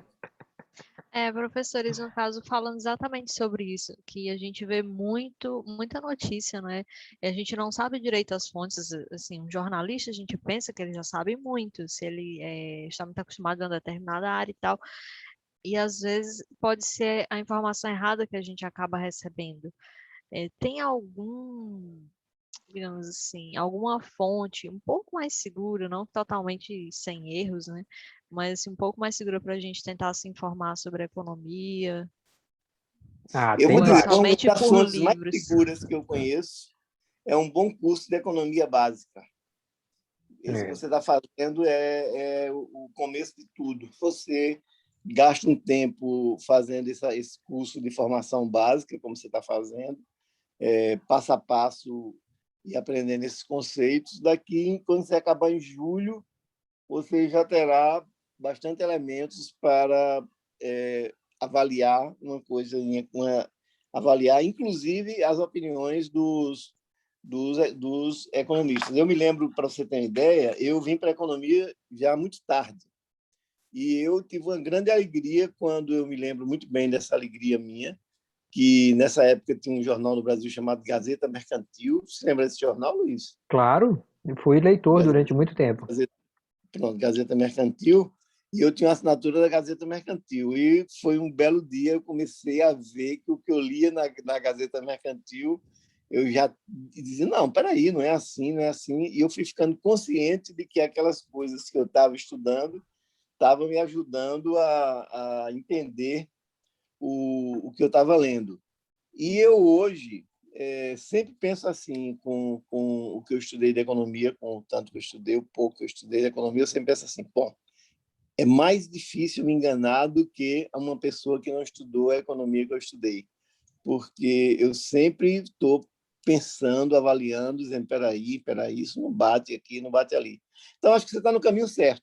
O melhor lugar para você começar é com um bom curso de fundamentos de economia, como você está fazendo nesse curso agora, de princípios de economia, que tem o nome certo, princípios de economia.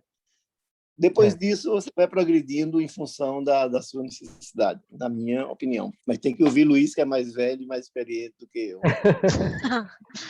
Não, pois é, eu concordo com tudo que Kelly disse. Agora, o que eu sugeriria, Morgana, é assim, que você, na hora que lesse né, uma reportagem, ou ouvisse o posicionamento de alguém, de algum economista, tudo, não tivesse vergonha de fazer perguntas básicas. De falar assim, vem cá, mas você está falando que esse mercado vai crescer, mas os preços estão subindo? Por quê? Como que o mercado cresce e os preços estão subindo? Eles sempre crescem assim? Então a economia nos ensina a ter um raciocínio lógico, organizado. E muitas vezes os economistas acabam abandonando essa lógica e ficam repetindo grandes bordões mesmo. Então, a crítica do Bertrand Russell não é totalmente infundada. Tem muito economista vagabundo por aí.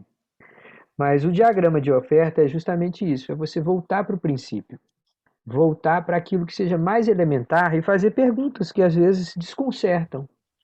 Então eu já tive assim participando de discussões com gente muito sabida, seminário com professor internacional, que depois do cara passar uma hora falando lá de um modelo super complexo assim, eu as pessoas fazendo perguntas sobre as equações e tudo, e eu falei assim, vem cá, que acontece nesse seu modelo aí com a taxa de câmbio? E aí todo mundo fica em silêncio, porque não tinha taxa de câmbio, não acontecia nada na taxa de câmbio, ninguém nunca tinha pensado sobre taxa de câmbio, que é o valor do dólar. Então, assim, às vezes o pensamento organizado com base em princípios bem aprendidos, ele é mais poderoso do que falar bonito, do que conhecer muitos autores e ler muito, tá? Então, a minha sugestão vai bem nessa linha do Kerley aí, mas com o complemento de dizer assim, não tenha medo de fazer perguntas básicas. Fazer a pergunta básica, vem cá, como que acontece com o preço? O que acontece com a quantidade? Quem que está tentando fazer o quê? Né? Buscar o incentivo, qual que é o interesse de cada parte numa questão econômica. Uhum. Tá certo? Ok. Agora, em termos de leituras em geral, tem um monte, tá? Inclusive podcast. Se você procurar no Instagram uma conta chamada Cenaristas, lá toda semana a gente faz uma lista de podcasts que a gente tem ouvido. E são, assim, análises muito boas, análises interessantes. Uma das que a gente mais gosta lá chama Terraço Econômico. É um podcast sobre economia, embora aqui e ali eles deem um pouco de derrapada, mas eles são muito bons para explicar para traduzir, às vezes, questões complexas da economia para todo mundo poder entender. Tá certo? Legal, obrigada, professor. Nada. Então, pessoal, a gente tem só mais alguns minutinhos, mas eu não queria interromper essa aula hoje sem falar sobre o nosso último, pelo menos um pouquinho, tá? Nós não vamos concluir, não, porque isso aqui, como eu disse para vocês, não é uma corrida de 100 metros. Aqui a gente está fazendo as coisas devagarzinho, entendendo passo a passo e tal. Mas eu queria pelo menos mostrar um pouquinho o tópico final que a gente tem dentro dessa discussão toda de demanda e oferta, que é a discussão dos impostos. Então, quando a gente pensa no efeito dos impostos sobre o consumo, o que vem à mente de vocês? Quando alguém fala assim, os impostos sobre o consumo no Brasil. Diga lá, Guilherme, Morgana, mas também não só vocês dois, pode ser outros colegas também que estão mais caladinhos hoje. Primeira coisa que me vem imposto sobre consumo é que eu vou ter que pagar mais sobre alguma coisa. Que a gente já paga muito, né? Então, eu tava vendo até nessas pesquisas do petróleo que boa parte era imposto. E quando você vai ver a notinha fiscal de qualquer coisa que você compra, 45%, sei lá, é imposto. Meu Deus. Pois é. Olha É o só. valor incluso, né? Tipo, digamos assim, diretamente. Essas são as taxas que estão lá inclusas. Uhum. O caso que você citou aí, de 45%, é uma espécie de um valor médio, tá? Se você pegar a gasolina, tá mais ou menos para essa base aí. De cada 50 litros de gasolina que você está comprando, na verdade, você está pagando o equivalente a 100. Está levando só metade. A outra metade você está dando em impostos para governo federal, para governo do estadual e algumas vezes até para municípios. Então, a carga tributária no Brasil é muito alta. O peso dos impostos que está embutido nos produtos é muito elevado, tá? Em alguns casos é ainda mais absurdo. Quando você pega um celular, né, pega um aparelho celular igual esse aqui, que a maior parte deles vem de fora, poucos são montados aqui dentro, aqui você chega a ter 70%, 75% do valor. Imagine isso. Você paga R$ 1.000 num celular, quando na verdade você está pagando 750 para o governo e 250 que você está comprando no celular. Dava para você comprar 4 com o valor que você paga um. Sim. Então é um nível bizarro de tributação que a gente tem no Brasil. E não só isso, o pior de tudo é assim, como os impostos no Brasil em geral incidem, né, principalmente sobre a compra, sobre o consumo, em uma parte apenas pequena da tributação é feita sobre a renda, né, pelo imposto de renda e tal, ou pelo imposto quando você compra um imóvel e tal, a maior parte é sobre consumo. E aí, quem é que gasta mais da sua renda com consumo? São as famílias mais pobres. Então, se você pegar assim, qual que é o peso total dos impostos sobre uma pessoa que ganha o salário mínimo, esse peso total é praticamente metade. Dê na mão de uma pessoa R$ 1.080, agora entenda que aproximadamente 540 vai para o governo. Ele só está comprando metade daquele recurso em bens e serviços. Poxa, então quer dizer que se eu zerasse a tributação sobre consumo, um cara que ganha salário mínimo teria o dobro da renda.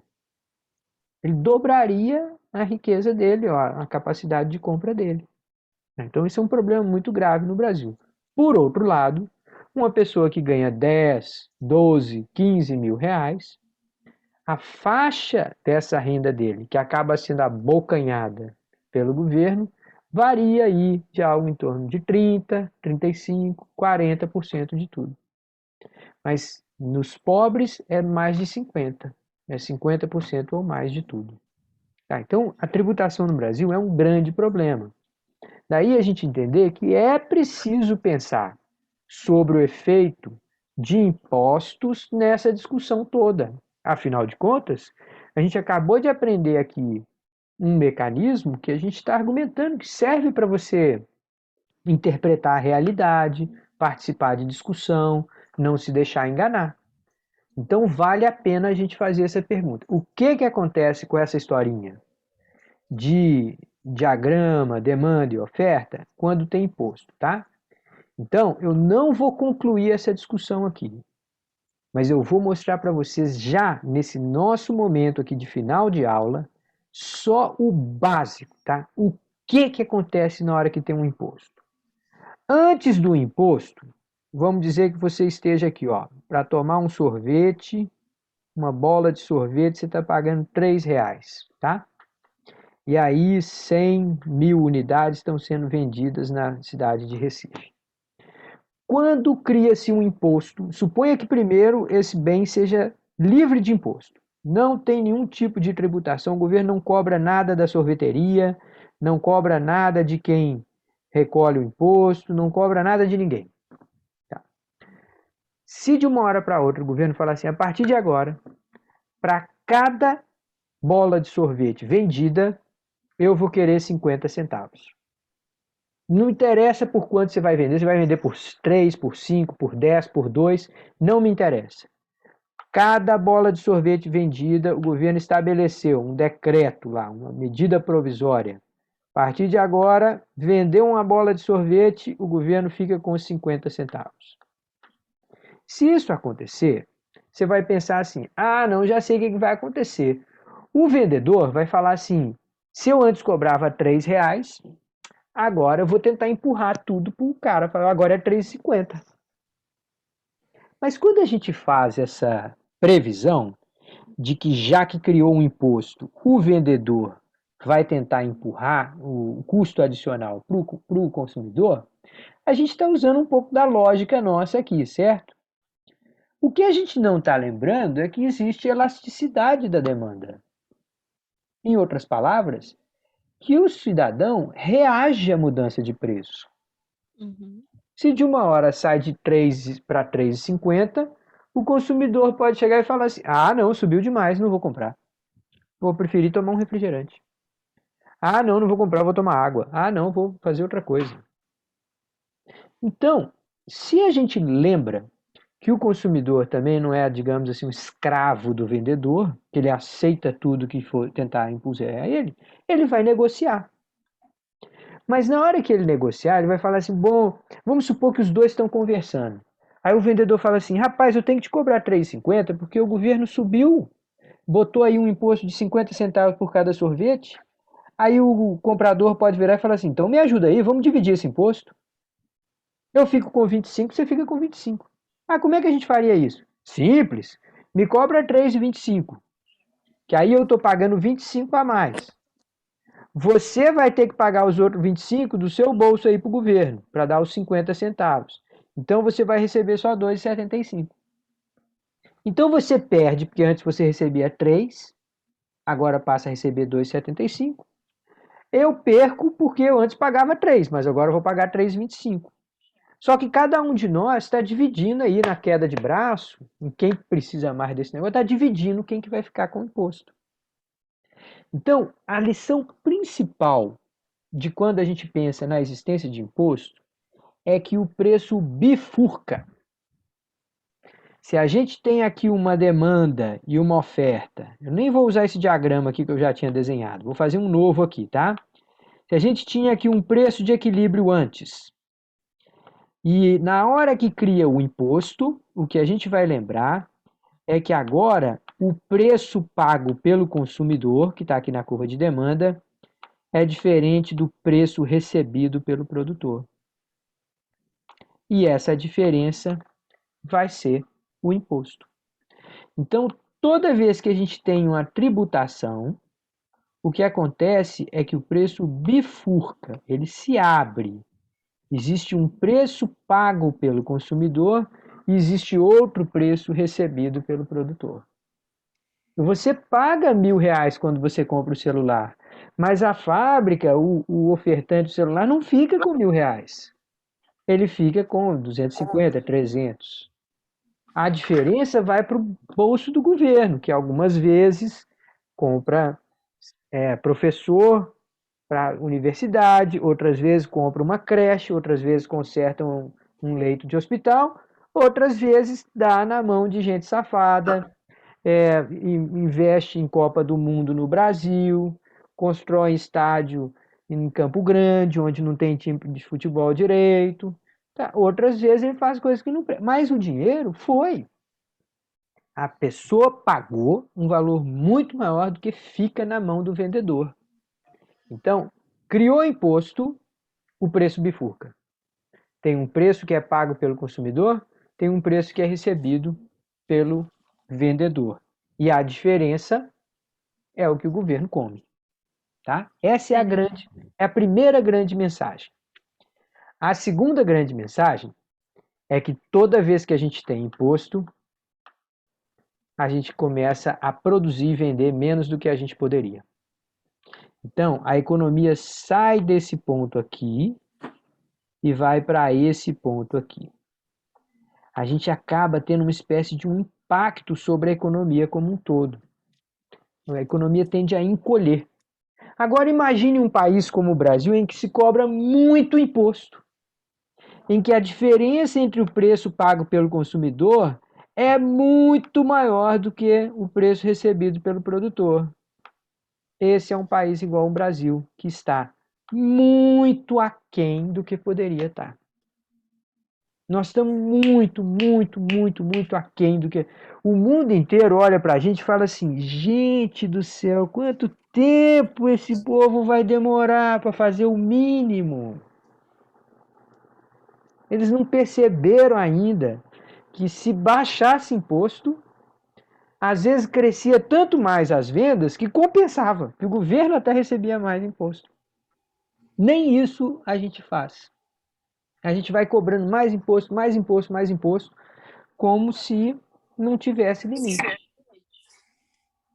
Tinha Isso alguém com o tudo é para microfone? alimentar a máquina de corrupção, né? Porque se existe muito mais ganhos em relação a você diminuir os impostos, sei lá, zerar, e teria mais ganhos para o país no geral, então isso só pode ser para alimentar a corrupção mesmo, creio. Eu vou dizer para você, Morgana, aqui com toda honestidade, tá?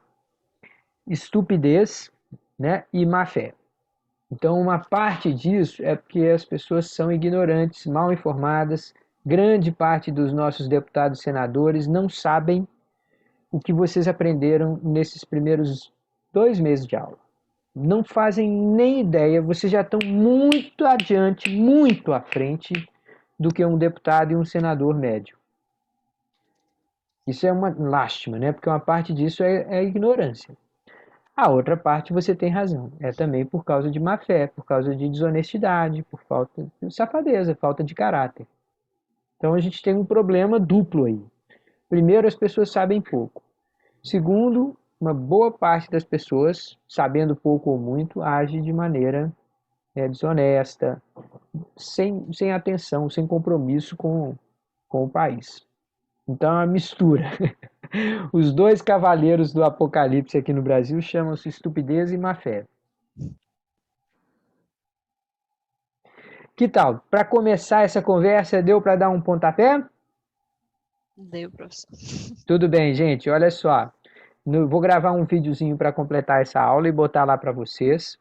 Mas já vou contar uma historinha aqui do que vem, tá? Cenas dos próximos capítulos. Olha só o que vem aí. O governo vai escolher tributar bem aqueles produtos que o povo não tem para onde correr, que não tem substituto, que não tem como fugir. Ou seja, aqueles produtos que a demanda é inelástica. E quando ele fizer isso, a grande carga, o peso dos impostos vai ficar com o consumidor e não com as empresas. Eu vou mostrar isso aqui, hein? Nós vamos mostrar com esse diagrama de demanda e oferta que ao escolher qual produto ele coloca imposto mais pesado, o governo acaba escolhendo quem é que vai pagar a maior parte dessa queda de braço, né? Se vai ser o consumidor ou se vai ser o vendedor. Nós vamos ver isso lá no vídeo, tá certo? Ok, professor. Ok. Senhoras e senhores, perguntas, comentários, reclamações finais? Não, só que a gente se prepare mesmo. Pois é. Tem algumas vezes que eu dando essa disciplina aqui, tem uma vez que eu já tive alunos que viraram para mim e falaram assim, Professor, eu preferia não saber tudo que eu sei agora. A gente fica um pouco triste, né? Falei, rapaz, não, faz o seguinte, ó, minha receita para ser feliz no Brasil é conhecimento e bom humor. Porque se você só tiver conhecimento e mau humor, aí você se mata. Então tem que ter conhecimento e muito bom humor, porque afinal de contas também, às vezes a realidade nossa, tem muita gente nesse mundo afora ainda pior do que a gente. Tá certo? Ok. Então, Beleza. vou encerrar aqui a nossa gravação. Obrigado a todos que participaram.